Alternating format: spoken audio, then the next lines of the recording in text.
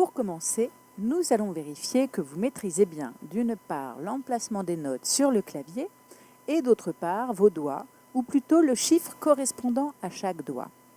Placez votre pouce de la main droite sur le dos face à vous et installez ensuite vos doigts 2, 3, 4 et 5 sur les notes correspondantes Ré, Mi, Fa, Sol. Faites pareil pour la main gauche. Installez le pouce sur un autre dos, puis installez ensuite vos doigts 2, 3, 4 et 5 de la main gauche sur Si, La, Sol, Fa. Retenez bien les emplacements de chaque doigt. Je récapitule.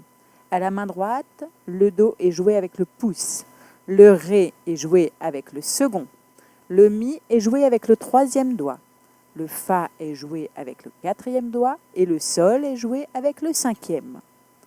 À la main gauche, le Do est joué avec le pouce, le Si est joué avec le second, le La est joué avec le troisième doigt, le Sol avec le quatrième et le Fa avec le cinquième doigt.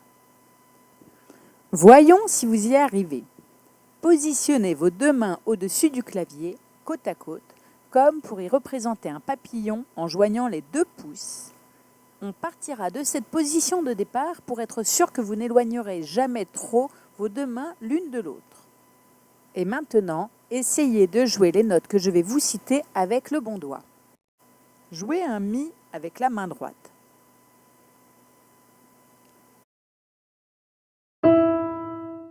Vous avez donc utilisé le troisième doigt. Jouez un Ré avec la main droite. Ici, vous avez utilisé le deuxième doigt. Un Sol avec la main droite. Vous avez utilisé le cinquième doigt. Et maintenant, jouez un Do avec la main gauche. Vous avez utilisé le premier doigt, c'est-à-dire le pouce. Jouez un Si avec la main gauche. Vous avez utilisé le deuxième doigt. Un Fa avec la main gauche. Vous avez utilisé le cinquième doigt. Si vous y parvenez, c'est que vous êtes prêt pour un petit morceau. Testons cela sur une petite comptine toute simple que vous connaissez sans doute, Au clair de la lune. Jouez-la uniquement avec la main droite. Voici les doigtés. Pour le rythme, étant donné que vous ne pouvez encore le reconnaître, fiez-vous à votre oreille et à votre instinct de musicien pour que le morceau ressemble le plus possible à la comptine que vous connaissez. Mettez sur pause un instant et revenez pour écouter le résultat. Bon travail!